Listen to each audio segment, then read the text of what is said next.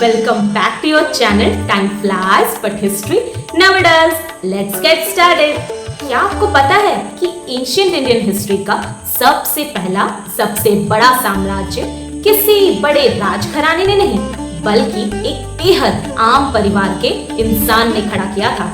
एक ऐसा साम्राज्य जिसके डर से अलेक्जेंडर की सेना ने भी आगे बढ़ने से मना कर दिया था। हम बात कर रहे हैं मगध के नंदा एम्पायर की। लेकिन सवाल यह है कि इस साम्राज्य की शुरुआत कैसे हुई। आइए जानते हैं। इसके पीछे इतिहास के अलग अलग किताबों में बहुत ही दिलचस्प कहानियां बताई हैं। नंद वंश के ओरिजिन को लेकर इतिहास में दो तरह की किताबें मिलते हैं, एक फॉरेन सोर्स और दूसरा हमारा इंडियन सोर्स। सबसे पहले हम बात करते हैं फॉरेन सोर्सेज की। ग्रीक और रोमन हिस्टोरियन जैसे दियोडोरस और कार्टियस, इनकी माने तो इस वंश का फाउंडर पहले के राजा के दरबार में एक नाई का काम करता था।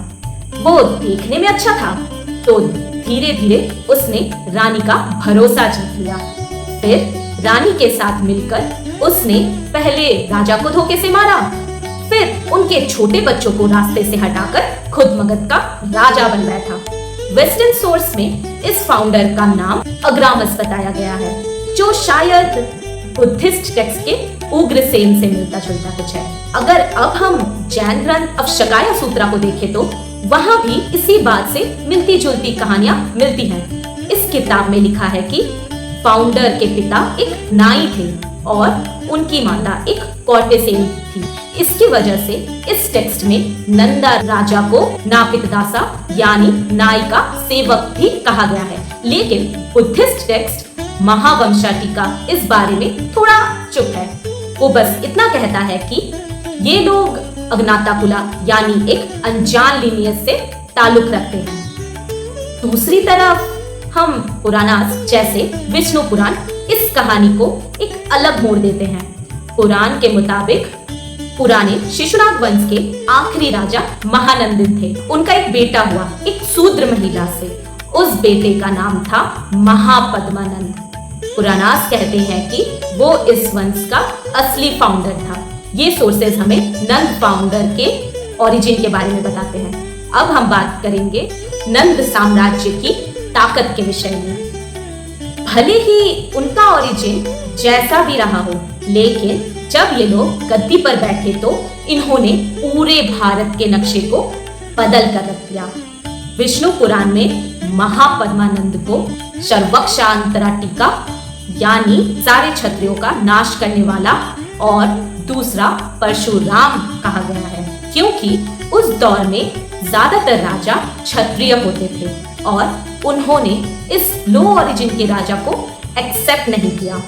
तो महापद्मानंद ने एक एक करके आसपास के सारे क्षत्रिय रजवाड़ों को हटाकर उनका पूरा नाश कर दिया। इन्होंने पहली बार गंगा के मैदानों से आगे बढ़कर अपने साम्राज्य को फैलाया। पुराणास में इन्हें एक रथ कहा गया है, जिसका मतलब होता है सोल सॉवरेन यानी पूरी धरती का एकमात्र राजा। इस डायनेस्टी में टोटल 9 राजा हुए, इसीलिए इन्हें नवनंदा भी कहा जाता है। इनकी सेना इतनी विशाल थी कि इनमें हजारों हाथी, घोड़े और लाखों सैनिक थे। जब अलेक्जेंडर ने भारत पर आक्रमण किया, उनके सैनिकों ने इस नंद सेना की ताकत के किस्से सुने तो उन्होंने डर के मारे व्यास नदी को पार करने से मना कर दिया। लेकिन इतने बड़े साम्राज्य को चलाने के लिए सिर्फ तलवार नहीं, दिमाग की भी जरूरत थी। जैन सोर्सेज बताते हैं कि महापद्मानंद को गद्दी पर बिठाने और उन्हें साम्राज्य बढ़ाने के लिए इंस्पायर करने के पीछे उनके जैन मिनिस्टर्स का बहुत बड़ा हाथ था। उनके पहले बड़े मंत्री का नाम कल्पक्का था। नंद वंश में मंत्री का पद वंशानुगत होता था, यानी पिता के बाद बेटा मंत्री बनता था। कल्पक्का के बाद उनके बेटे शूलभद्र को मंत्री बनना था, पर उन्होंने संन्यास ले लिया, जिसकी वजह से उनके भाई सकातला मगध के मंत्री बने। इन्हीं मंत्रियों के दिमाग और ताकत के बदौलत नंद एम्पायर उत्तर में हिमालय से लेकर दक्षिण में गोदावरी नदी तक फैल गया। इस बात का पक्का हिस्टोरिकल सबूत मिलता है उड़ीसा में कारावेला का हाथी गुफा इंस्क्रिप्शन। ये बताते हैं कि नंद राजा ने कलिंग में एक टनान यानी नहर खुदवाई थी और गोदावरी नदी के पास एक शहर का नाम ही नवनंदा डेरा रख दिया गया। और कथा सरित सागरा जैसी किताबों से पता चलता है कि कोसला में उनकी सेना का एक बड़ा शिविर था। आइए अब बात करते हैं इस साम्राज्य के आखिरी और मुख्य राजा धनानंद के विषय में। ग्रीक अकाउंट्स कहते हैं कि जब अलेक्जेंडर भारत के बॉर्डर पर थे तो उसे पता चला कि आगे गैंगेटिक डेल्टा में गंगाधारी नाम का एक विशाल साम्राज्य है जिसके पास लाखों की सेना और हजारों हाथी हैं। इस विशाल सेना के डर से ही सिकंदर के थके हुए सैनिकों ने व्यास नदी पार करने से मना कर दिया। लेकिन सवाल ये उठता है, धनानंद ने ये बेशुमार दौलत कमाई कैसे थी? कथा सरित सागरा के मुताबिक उनके पास 990 मिलियन सोने के सिक्के थे। उन्होंने इतना पैसा कमाने के लिए जनता पर बहुत ही पूरा टैक्स सिस्टम लगा रखा था। चमड़े, पत्थर, पेड़ों और हर आम चीजों पर टैक्स लगा दिया था। ये कहानी इतनी मशहूर हुई थी कि दक्षिण भारत के एक तमिल पोयम में भी इसका जिक्र मिलता है। नंदाज ने बहुत सारी दौलत इकट्ठा की है और उसने पाटलिपुत्र में गंगा नदी के पानी के नीचे छुपा रखा था। यहाँ तक कि 7th सेंचुरी सीई में जब चाइनीज ट्रैवलर ह्यूंगसेंग पाटलिपुत्र आए तो उन्होंने भी वहाँ के 5 बड़े स्तूपों को नंदा के 5 बड़े खजानों के रूप में देखा। आइए अब जानते हैं इस साम्राज्य का अंत कैसे हुआ।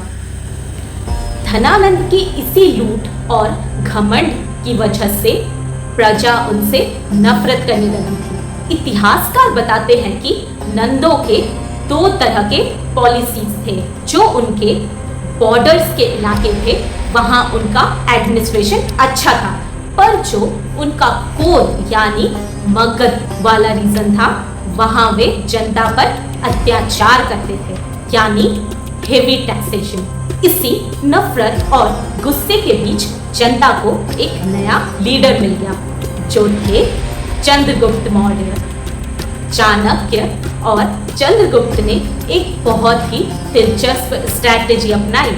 उन्होंने डायरेक्ट कैपिटल पाटलिपुत्र पर हमला ना करके पहले बॉर्डर्स के इलाकों को जीतना शुरू किया और धीरे धीरे करके कोर रीजन में दाखिल हुए।